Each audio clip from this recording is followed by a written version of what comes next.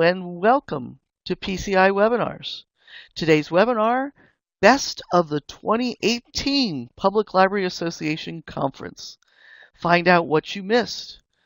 Our first speaker today will be Patrick Herschel from the Salt Lake City Public Library. Patrick? Excellent. All right. Thank you for the introduction, Anne. So like she said, my name is Patrick Herschel. I'm the Staff Development Coordinator for the Salt Lake City Public Library. Something that Anne did not know, my favorite dinosaur is the Stegosaurus. Just thought I'd get that out of the way in case anyone had questions about that later. But what I'm really here to talk about is PLA, right? So I saw some great stuff there this year, and so I wanted to list off a few of my favorites. So assessing and aligning service philosophy, service design, and service points. It's one of the ones I liked. Ready, Set, Go, Build Your Learning Organization was another. And then this last one was actually from the Spark Talks 1, 5 Minutes to Inbox Zero, Overcoming the Email Avalanche. So let's jump right in and we'll look at some of those. So the first one, the Assessing and Aligning Service Philosophy, that one was presented by Susan Brown and Megan Rosen. They're the library director and the assistant director, respectively, at the Chapel Hill Public Library in North Carolina. So what I really liked about their session that they did is I thought they did a great job of highlighting their service philosophy that they had, and that philosophy really resonated with me. They made a big effort to really remove barriers from the service that they provide to patrons and put patrons up at the top of what they do. You know, they were emphasizing the friendly, helpful, responsive service, and I liked the way that they got at that. So the thing they said that really resonated with me the most, actually, was they threw up this little graph here, and they said 99.9% of people aren't giving you a hard time, they're having a hard time. And when I heard that, I was like, oh yeah, that's absolutely right. It's so easy to get caught up, and we think about those people that cause a problem when they come into the library, but that's not what most people are like, right? So we've got so many rules that are set up to deal with these 1% or 0.1%. I don't know what the actual percentage of people that are coming in to give us a hard time is, but it's clearly the vast minority, right?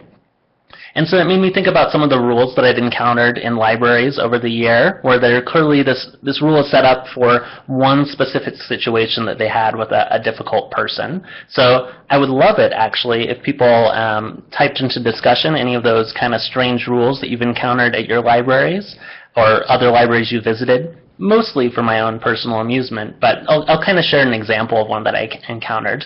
There was one library where I worked where you weren't allowed to have scissors on a specific floor, and that was because once, 10 years ago, there was someone that had been cutting out articles out of the magazines, and that was the floor where the magazines were. And so they made kind of this crazy blanket rule that was just creating a barrier to people using that space rather than really thinking about the needs of our patrons.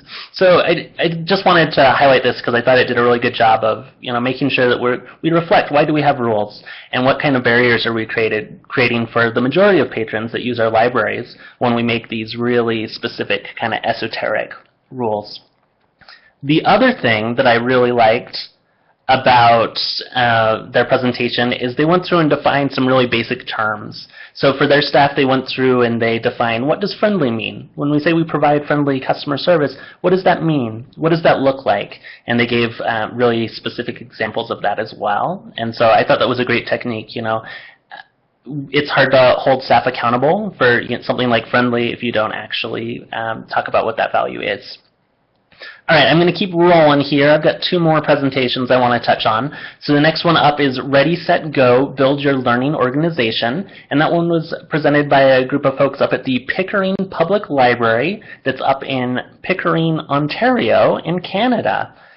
And the one really great thing that I got out of this one is they have a program called We Are the Champions.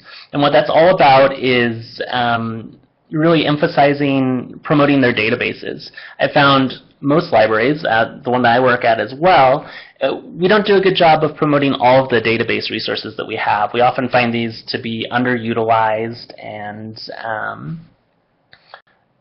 something that we'd like to see used more by our patrons. So what they've done at Pickering to solve this problem is they go through and they have staff volunteer to be the champion for an individual database. So that means somebody could volunteer, like, I love Reference USA. I want to be the champion for this database.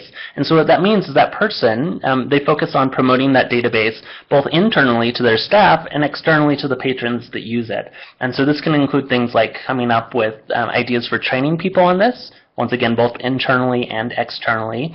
And they also get put in touch with the rep for that database. So then the library has an additional point of contact, another person that's really invested in it, and they usually have these people look into the statistics and usage for the database as well, so they can see the impact that they're having by promoting that database, by being its champion. So I think it's a really great low-risk thing to try. You know, often, in most cases, we're not promoting all of our databases anyway, so even if this person volunteers and doesn't do anything with it, that was about the same amount of treatment that database was getting before.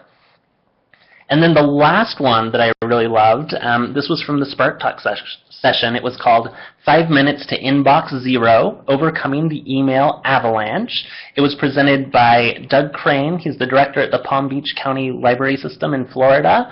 He was a great presenter. Even though it was only 5 minutes, he was maybe one of my favorite presenters I saw the whole time. And this was all about clearing out your inbox. So he had to start off by making us repeat this mantra: my inbox is not a storage location, it is a processing station. And so I know lots of people, myself included, end up just storing everything in our inbox, using it as kind of a place where I keep stuff that I need to remember for later. And as I was putting together this slideshow, it kind of occurred to me, like, how ridiculous would that be if we were doing that with our actual mailbox? If I went home and pulled out my power bill and thought, oh, I need to remember this for later, I'm going to tuck it right back in my mailbox so I don't forget about it. Clearly it would become completely unusable pretty quickly, right? No new mail could get delivered. And so that's the idea with our email inbox as well. And so he gave us a list of 5 things that you can do with any email that comes into your inbox to help you get that down to zero. So you're just processing new things that are coming in, and you're not trying to store and keep track of everything in your inbox. So here are the 5 things. So the first one, easiest one of all, well, it's trash. It looks like that's not lined up quite like I'd like. So you can put it into your trash file. So that's the easiest, usually the most satisfying one, I find. If you don't need it, just get rid of it. It's no big deal. The next one, archive. So create a separate folder that's called archive. And this is where you put any of that information stuff. If you know, like, oh, I'm going to need this later, this is important information, but there's no reason to keep that cluttering up your inbox. So just go ahead and move that over into the archive file, and then it's not taking up that space. There's the someday maybe file. So this is kind of like the aspirational one. This is for that, you know, that archive webinar that you've got sitting in your inbox, and like, oh, someday I'm going to watch that, but not right now, I'm busy. Or, you know, interesting articles that you want to read. So you can file these away in there, and then when you've got a day where you've got a little bit more time that you can dedicate to learning and reflection, you can go back into there and start going through these things that you filed away for later that way. Waiting. So these are ones where you're waiting for a response from someone else. So I do this all the time where I know, like, oh, I can't do anything until I hear back from this person, so I'm going to keep that in my inbox so it reminds me to follow up with them if I never hear back from them. So instead, just put it in your waiting file and then make it a habit to check in on your waiting file and see what you're still waiting on. And you can still follow up with those people, but it's not cluttering up your inbox. And then the last one is the action file. And so with this one, these are things that you're ready to move on. You could do it at any time, but right this moment isn't the right time, right? So this might be a more time-consuming project. It's something, you know, it's going to take an hour or two, and so you can't just knock it out immediately. It's something that needs to be done. You're the person that it's waiting on. So you just file those over into the action folder, and then when you're ready to do those, you can go through and knock them out one at a time. So I thought this was a great system. I've started applying it. I have to admit I'm not to 0 messages in my inbox yet, but I've gone from like 800 down to 400, so I feel like I'm making progress. Most of the stuff that's still in there is the older stuff I just need to go through and sort through. So those were the great things that I saw at PLA. If any of you have questions for me later, my contact information's right there on the screen. I'm Patrick Herschel. It's pherschel@slcpl.org. And with that, I'll turn it back over to our host, Anne. Thanks, Patrick. I'd have a panic attack if I had that many email messages in my box. Our next speaker is Angela Germany from the State Library of Louisiana. I will unmute you now, Angela. All right, well, hi. So I'm going to get started talking about 3 of the presentations that I liked the most this year. So since I'm Youth Services, I really wanted to focus this year at attending presentations about meeting the needs of underserved, poverty, and at-risk communities and youth. So all 3 of the ones I'm going to talk about will have this as a common thread. So the first one is building Latino outreach and steps to engage in your community.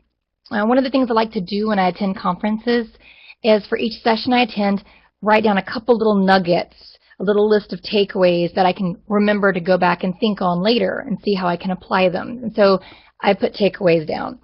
One of the first things that the presenter, Miguel Ruiz, who is the Latino Engagement Librarian at the Evanston Public Library in Illinois, one of the first things he talked about was getting outside of your comfort zone, and he addressed the white elephant in the room, which was looking around the room, how many of us in our profession are Caucasian and non-Spanish speaking?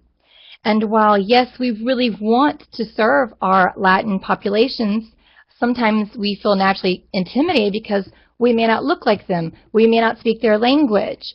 And so he addressed that and did a good job of addressing it and basically talked about that in the session. So the first thing he would like everyone to do is evaluate what services that you have.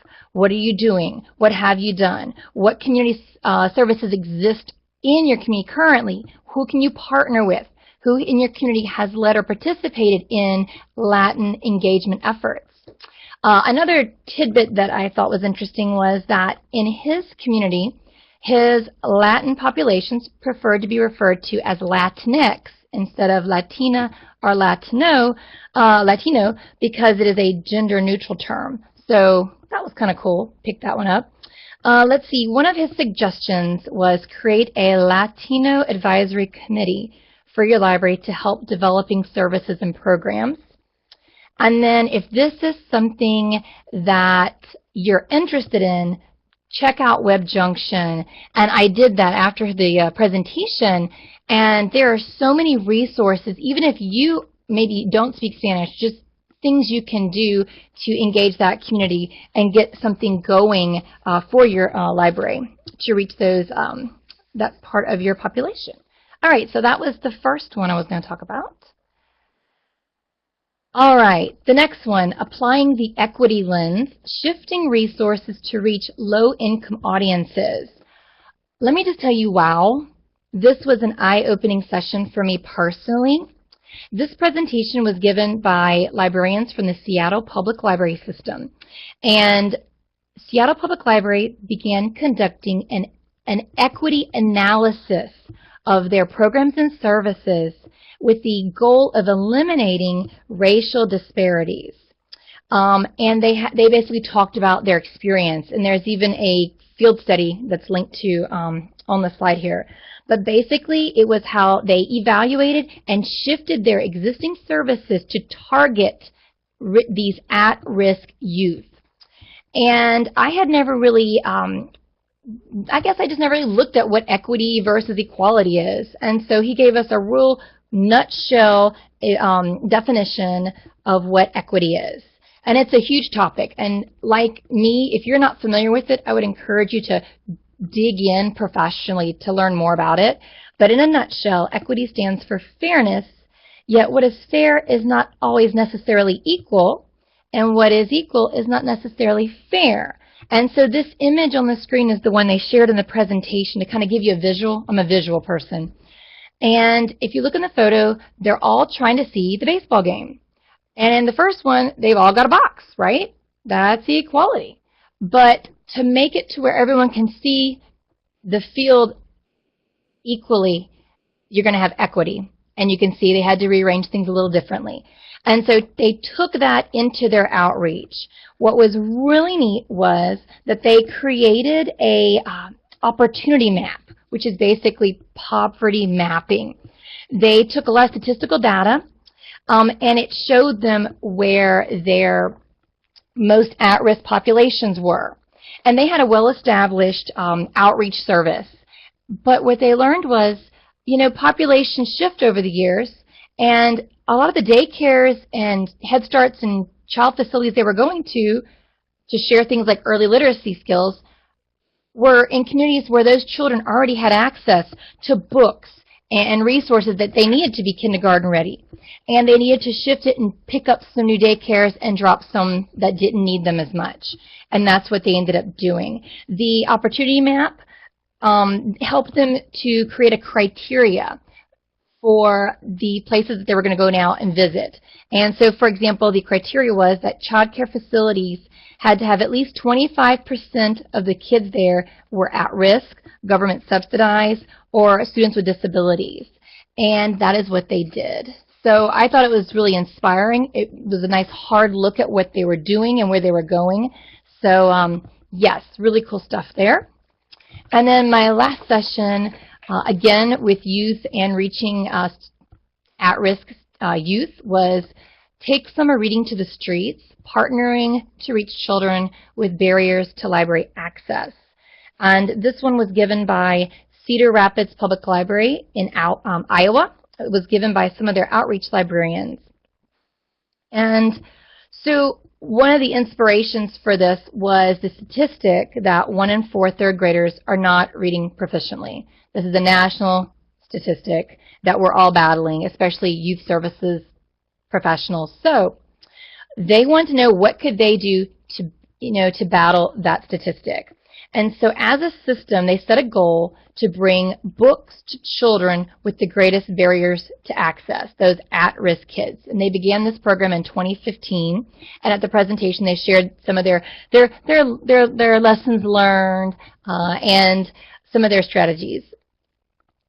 They were talking about how, hey, we built these wonderful libraries in our communities. Why aren't people coming to these libraries? Well, maybe it's they don't have time. Maybe it's transportation. Maybe there's no interest. Maybe they have, a bad outstanding balance on their library card, so they just avoid libraries. So what they ended up doing was, again, they did a poverty map, and they geographically located where their at-risk populations were and specifically looked for summer camps, community centers, places where students went over the summer in those areas geographically, and they partnered with them. They used a lot of volunteers, and they also involved the summer camp staff at these locations. What they ended up doing was leaving a small book truck with a book collection, basically a book cart or the book selection at each of these camps. And the camp counselors and the camp staff were responsible for on-site checkouts at their location and tracking which children had what books. Now, I realize summer camp outreach is not a completely new concept, but it was fresh the way they did it, by targeting these at-risk populations. Each week, the library staff and their volunteers would pay a visit to each site. They would bring 50 fresh new books, and they took special requests from the campers. So if there was a book they wanted Diary of a Wimpy Kid, number 6 or whatever, they would bring that for those kids, make them feel special. At each visit, they would do like 1 hour of stuff. They would have a craft center. They would have an activity with technology, with like launch pads or Google Nexus pads. And then, of course, they would have a book center for checking new books out and taking requests. What was really cool with this, in their handout for this session, they give you resources on how to create a poverty map for yourself, if that is something you're interested in doing at your library. And the last thing was follow-up. When you do these kind of programs, you want to make sure you're reaching the right kids, right? So they did a survey, and they found out at the end of the first year, in 2015, that more than 60% of the students, the kids at these camps, had never once been to a public library. So absolutely, they were reaching the right kids. So that's mine. So I hope that helps. Thanks, Angela. Great work.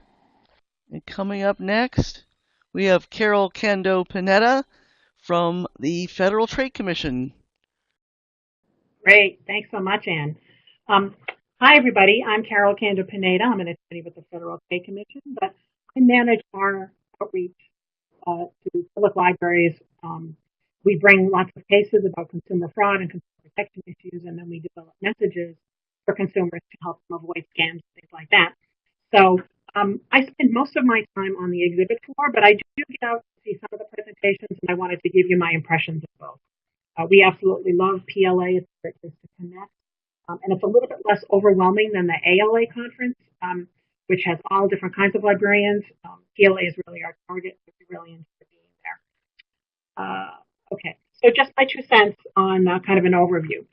So the weather sort of put a little bit of a damper on the exhibit situation initially, but once everything settled down a little bit and people managed to get into Philadelphia, it filled out and we saw more visitors. This may be kind of a self-selected group. It's certainly not scientific, but the librarians I spoke to were very concerned about civil liberties, privacy transgressions by both business and government, and data breaches, information being compromised. They were concerned about how the current political climate is inescapable, and it gives them opportunities to reach out to their community, which was kind of a nice side effect of that. And I was very interested to see. I know I'm preaching to the choir here about all of the new tasks and new programs that the public librarians are now putting on and how they're serving the community in a variety of new ways. But the range of hands-on events that were both on the exhibit floor and in the programs surprised me. And they were quite great. There was a small session on hands-on roasting coffee, on how to make do-it-yourself dog toys, but also things like reversing an opioid overdose with Narcan. I thought there may be a lot of librarians that wouldn't necessarily have that kind of support within their community to be able to get that kind of training, and it was nice for them to get it there. Okay, so a few of my favorites. I'm going to highlight a couple of Spark Talks, a couple of things on the exhibit floors, and a few of the programs. So by far, the Spark Talks are almost always my favorite thing. They're very high energy. They're kind of competitive. I did one in 2016, and I was completely terrified that the bullhorn was going to go off mid-sentence. But it's very, very supportive, and everybody's really rooting for you. So I just find them really helpful and kind of a really fun presentation. I'm not going to go over the 5 minutes to inbox zero because I think Patrick did a great job on that. But again, that was one of my favorites. And I didn't hear lots of tips that were completely different. I've done a lot of this inbox research and how to manage it, because it is kind of like a beast that controls you. But just the way he presented it was really clear, and he gave you a couple of guidelines that you could sort of change your behavior by, and I thought he was very, very helpful. So there we go. So the left shark. One of the presentations that I really enjoyed was from San Antonio Public Library. So left shark refers to the Super Bowl 2015, where Katy Perry was the halftime entertainment, and she had these 2 dancers dressed as big, giant blue sharks dancing on either side of her. And the right shark was dancing kind of doing his own thing, to the music and to the choreography and to the, just what he was supposed to be doing, what you expected backup dancers to do. And the left shark was just freestyling, kind of off on his own, doing whatever. And that's kind of become sort of like a viral meme for thinking outside the box and kind of doing your own thing and being kind of out there. So that was this librarian's playful way of talking about how they thought outside the box when they were developing some of their programming. Not only did they improve the programming, but it had the side benefit of making the library's staff become more engaged, energized. Both the staff and the programming became more inclusive. They would approach everyone from the janitorial staff all the way up to the management of the library to present ideas and to discuss them all together. And they had a lot of good ideas from very unexpected places. And Sometimes if people were a little nervous about implementing certain programs, they would do a very small pilot so that some of the heartburn went away and they could develop some buy-in and see some success. And I just thought it was a very compelling way for people to expand their programming and to improve it. And I thought it also applied to other organizations outside of libraries. So I thought it was very helpful. Okay. So on the exhibit floor, as I mentioned, it's smaller than AOA, but for me it has more bang for the buck. I'm going to bring in here, Carol, we really can't hear you. You can't hear me? Adjust your mic a little bit. Oh, sure. Do you want me to speak up a little bit? Is that better? Yeah, give it a try. Okay. Okay. So one of the trends that's kind of important for us as a vendor is that I'm finding visitors to the booth it just don't take as much anymore. I've been cutting back on the number of publications that I bring and the copies of them that we bring, and people are still, they're way down by the time they get to the end of the conference. And a lot of folks have now, they will take bookmarks because they're small and they're easy to transport back and forth, but they often will take a picture of a sample publication and then they'll take a bookmark with the URL so that they can order it. So that's kind of interesting from our perspective, how we prepare for conferences and what is the most useful thing to give librarians. They still want the print publications, but they really just want to see a sample and have us send it to them so that they don't have to carry it. So that's fine. That's something that we'll take into account for the future. Many librarians ask for a local speaker. In some cases, we can supply that, particularly if we've got, if it's a bigger event and if we've got a regional office in that area. We can't always do that. But when I had suggested to them, you know, we can give you ready-made slides and we can even do a train the trainer webinar for your staff so that they can hear the presentation, a lot of folks were interested in that. So we're working on doing more slide presentations for librarians, giving them to the librarians, and then doing a little train the trainer to answer their questions and give them a deeper dive in the materials if they're interested in doing that. Okay, so these are a couple of things that I saw on the exhibit floor that I thought were very compelling and very interesting. You know, Demco, one of the vendors, had a big wall where you could fill out a Post-it that said, "My library does whatever," and then you filled it in. And so I won't read these here, but you can see them. There's one library that used their book bike for community outreach, which I thought was a great idea. You saw more and more the idea of these book bikes rather than a bookmobile because it's obviously more cost effective, and you can get in and out of places where you might not be able to get a bookmobile. So I thought that was a great thing. And it ties into the other services that libraries are providing, like installing the bike fix-it station out in front that anybody in the community can use. Same thing with this one. This library, in times of a natural disaster, opened up a library so that anybody that didn't have power could come in and charge up their devices and get onto a computer and do any business that they needed. And this is just a picture of my favorite bit on the exhibit wall. There was artist Lisa Klein, who had a giant white wall. And from the time of the opening reception for the exhibit, she started to draw and fill it in. And by the end, this giant wall was completely filled in with her artwork. And it was just fantastic. People were taking pictures and selfies with it. But this was my favorite. There are so many possibilities to help people. That really seemed to wrap up an awful lot of what the librarians are there to do. So I just want to highlight very, very quickly, two of the programs I did get to were Community as Collaborator. A librarian from Skokie, Illinois, talked a lot about digital literacy at libraries and bringing community partners together and helping patrons find employment, education, housing, to do more hands-on learning. So to have maker spaces for kids and for teens, from doing zombie makeup, art projects, for adults, the bike stations, outdoor yoga, always finding some little bit of space outside to bring the program outside because you'll get more people just to sort of magnetically join in if they can see the program from the outside. The other program I really liked was another digital literacy training about bringing community partners together to help people focus on those specific skills to be able to use a computer, to use it safely, to protect their information. And that's kind of an important topic for us here at the FTC. So it was interesting for me to see that. They had 1.9 million page views on their online training course, and 63,000 people have completed the course. It's a PLA course that they give out to libraries. It's called digitallearn.org. It's been very popular, very successful. So a couple of the programs that I did miss that I had wanted to go to was a Spark Talk about medical websites that don't make your patrons hypochondriac.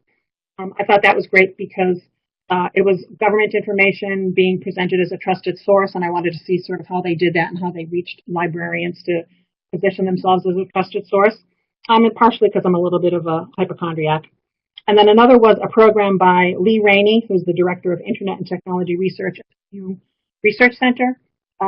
If you ever get a chance to hear Lee Rainey talk, I would take it no matter what he's talking on. The research is always interesting, and he's a very compelling speaker. And there was one last program about a path to U.S. citizenship, a partnership with IMLS and USCIS, which I thought was interesting because, again, I like those programs that show connections and community. So it was very interesting to see how they partnered with a WIC program so that you could provide WIC benefits to families and educational resources at the same time. You could help people with the immigration process. DOJ is helping the librarians get credentials so that they can help with the immigration process. These different programs that mixed government programs with what was already going on at a library. I thought they were very compelling. So that was sort of my take on what happened at PLA. You can stay in touch with me at ftc.gov/libraries. That's where all of our materials are. You can subscribe for scam alerts at ftc.gov/subscribe. And you can follow us. I don't have it up here, but if you ever need to email me, I'm at ckando@ftc.gov. Thank you.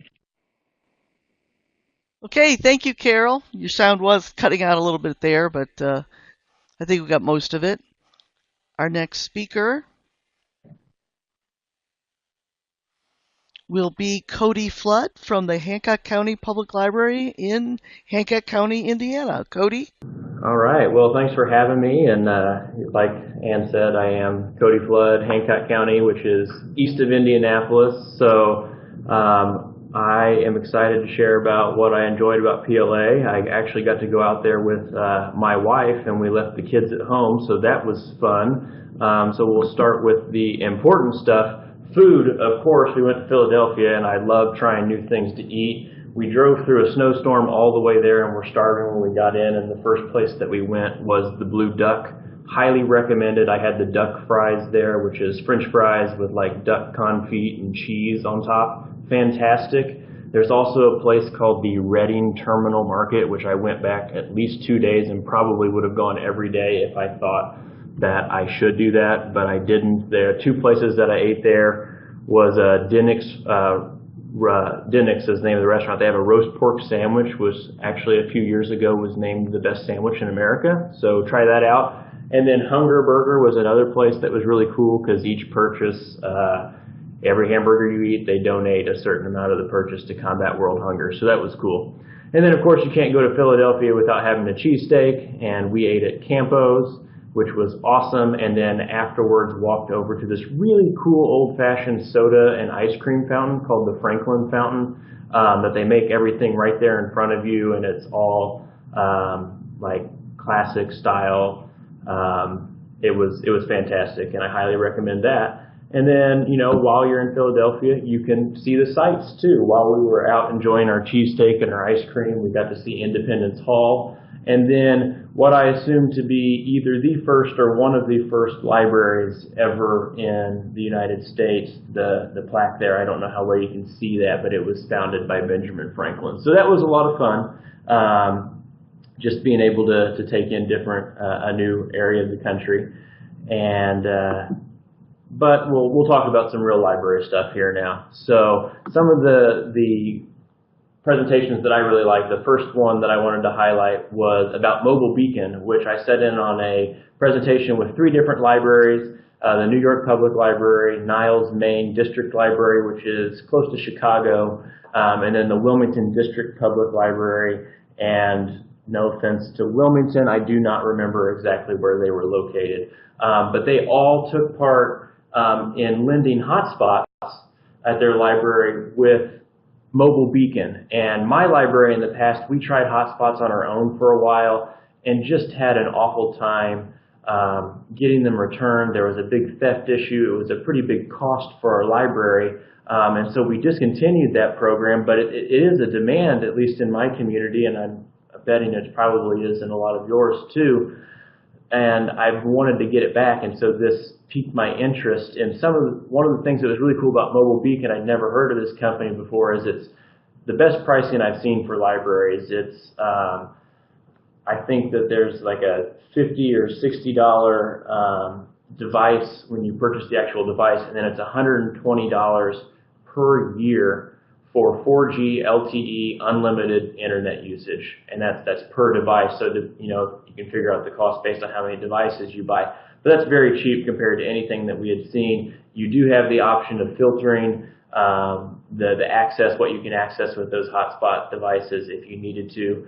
But then my favorite part about it was that if patrons were really interested in owning one of these hotspots for themselves, they couldn't really afford internet on their own, rather than being tempted to steal one of yours at the library, you can say, hey, well, if you meet certain qualifications, you can actually purchase a hotspot at the same rate that we do from Mobile Beacon, which was really, really cool. They can get the exact same pricing. I think they have to, and it wasn't that much, if they made like $55,000 or less a year in their family, they qualified for that pricing.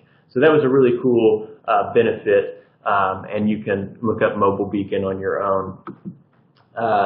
Another thing that I sat in on, it was Great Expectations, which was presented by the Maricopa County Public Library System in Maricopa County in Arizona. And their whole presentation was on a customer service initiative that they had rolled out at their library called Great Expectations. And this was really interesting to me because at my library, I'm in the Access Services Department. I manage that department, so customer service is something that I'm really passionate about. And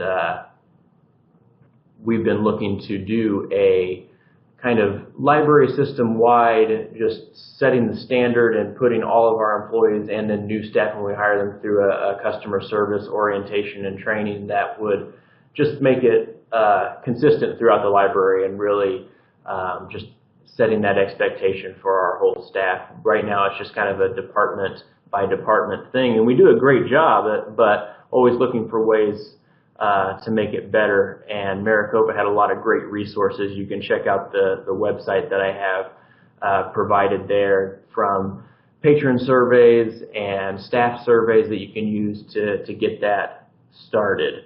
So that was a really good presentation too. But, and a lot of other people have talked about the Spark Talks being their favorite. One of the Spark Talks was my favorite, and it's because I'm the one that actually presented it. So a little biased there. All the other ones were great, had a great time. But I went to PLA in conjunction with a company I've been working with that's called PV Supa. You may know them. They do a lot of automated handling as far as RFID sorting and sorting machines and things like that. But for the last, year and a half, I've been working with them on a paperless holds management system. Because, like I said that day, if you're anything like me, you probably wish that holds worked something along the lines of, as soon as the patron thinks about it, it magically would just appear on the hold shelf, because it's a lot of work for us as librarians and library staff to make the whole hold process work.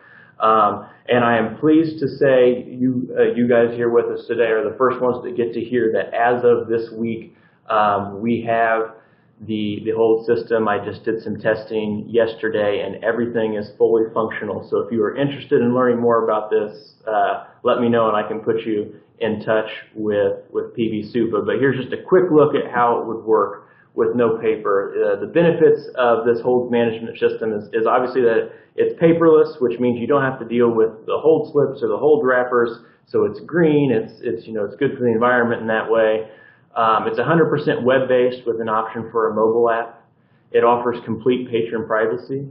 And there's the immediate notification of hold availability via phone call, email, or text. So patrons don't have to wait. As soon as the hold comes available, they get a notice right away, which makes it more convenient for them to schedule a pickup time.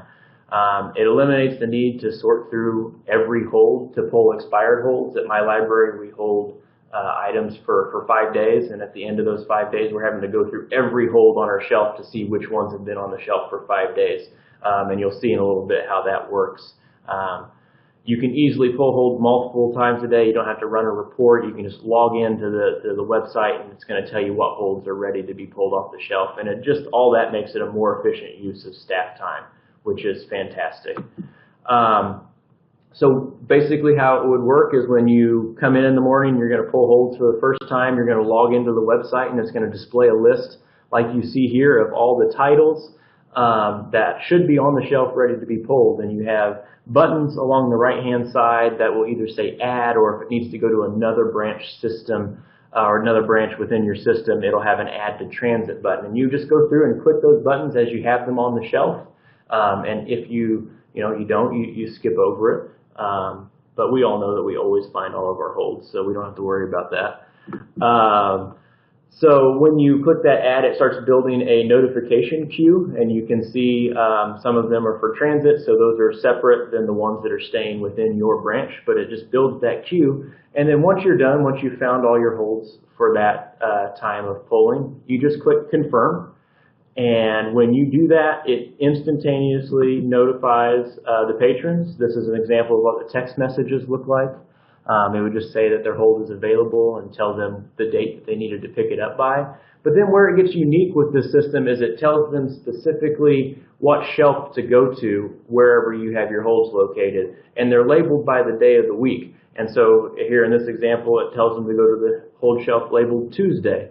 And then the staff would take it, and you would just put those items. You don't have to worry about sorting them in any way. You just take those items and put them on the shelf with Tuesday. And that's how it helps pull when it goes to pull holds, because when you're putting out the shelf, the holds for Tuesday on the Tuesday shelf, the Wednesday shelf, if there's anything left on that shelf from the week prior, they've had enough time to pick those up. You just pull them off, and you take them back and you process those items, and it's super quick that way. You don't have to sit there and sort through each item.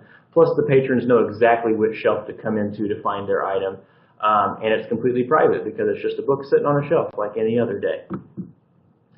And then some additional features that I don't really have time to show you about today is that you can manage items between multiple branches. You have an application for patrons that will be at the shelf. They can look up their own holds in case they forget. And it does communicate with any type of ILS to keep item statuses up to date, communicating back and forth between these. So really excited about this. Like I said, we're getting ready. August 1st is when we're going to be rolling it out at my library for a full-scale test. I didn't want to do that during summer reading, but PV-SUPA is ready to work with other libraries on this. So if that's something you're interested in, feel free to contact me. My email address is there, and I really appreciate you guys taking time to listen today. Great. Thanks, Cody. Is Lisa Shaw from the Maine State Library. Go ahead, Lisa. Awesome. Thank you. So I am Lisa Shaw. I'm the Rural and Small Libraries Specialist with the Maine State Library. This was the presentation that I gave with the team, so I've got just a few slides that I'm going to zip through on that so you get the long and short of it.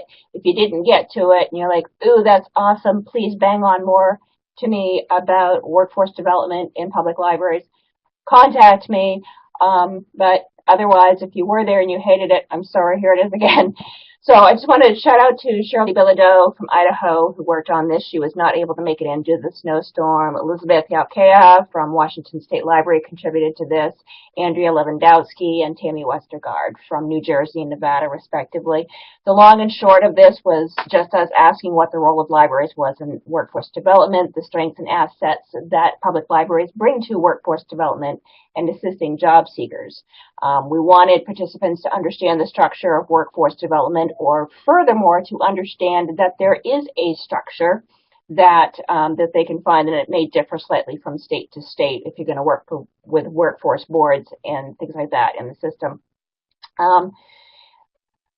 And we wanted also people to understand the difference between job-seeking activities in public libraries and workforce development. Job-seeking is, hey, yeah, we have people that come in and do resumes and look for jobs in our libraries all the time. Workforce development is going further. It is partnering with your Department of Labor. It is partnering with your workforce boards. It is partnering with employers to see what skills they need the workforce at your respective communities to have, and finding ways to deliver that above and beyond surface job-seeking activities. And so we do have a group that meets the second Tuesday of the month. If anyone wants to hear more about that, there's information there, and you can certainly swing in. Other things that I saw, that I visited when I went, I was really drawn to the one when the mayor calls, answering the city's call for support, because, again, that goes back to our message of partnering outside of your library walls. It had that theme of community engagement and working beyond the library's brick and mortar walls. And I've stuck a link that was not at the presentation, but I just threw in there because I go down rabbit holes when I go to good presentations. And this is the project for publicspaces.org, so I encourage you to check that out. But this was a panel discussion talking about when, a city official or somebody in your community who's not, air quotes, library related directly contacts your library to help with a larger community problem, and the importance of that. That's huge. In Maine, I see a lot of you that are here today are on county systems. Maine is not. We have 262 or so public libraries, about half municipal departments, and half are 501c3s that get support from their town. So we don't have county systems, and so those community relationships are extremely important. Between sessions, things fascinated me quite a bit. This was the service dog relief station. I posted a lot of pictures like this one on Facebook during the meetings, and a friend of mine who is with Got Your Six PTSD Dogs commented that it was good to see this kind of inclusion in a conference center.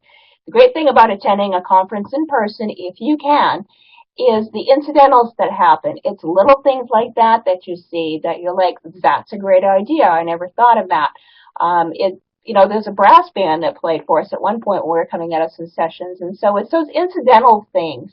I saw the first people I saw when I got there that I talked to were a man and his little girl, and she had her stuffed tiger, and she's at this big library conference and all bug-eyed and super excited. And interestingly, they were also the last people that I saw before I left.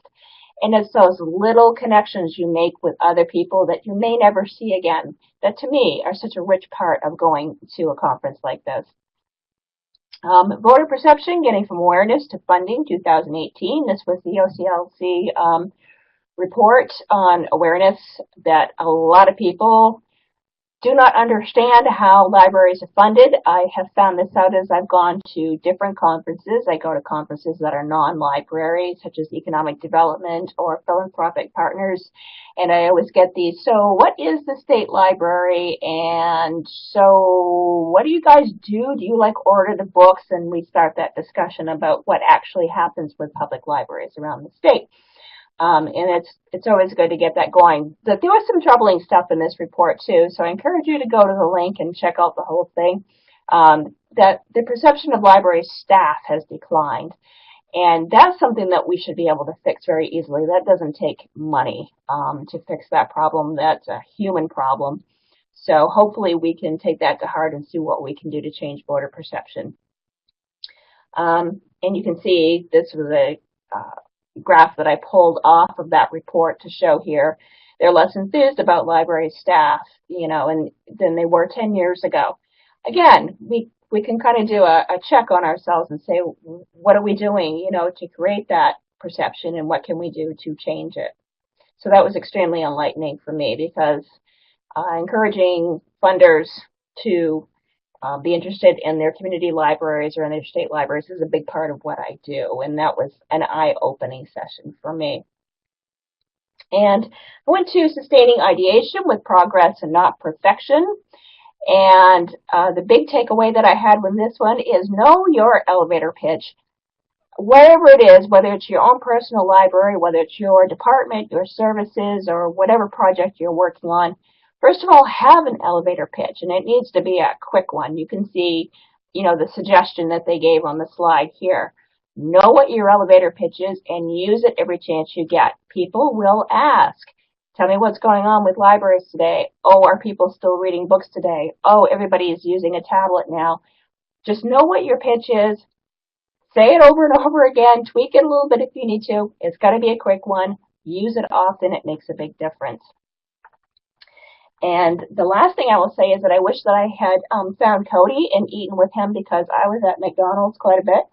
And it sounds like he had a way better cuisine tour than I did at Philadelphia. But I enjoyed the trip so much.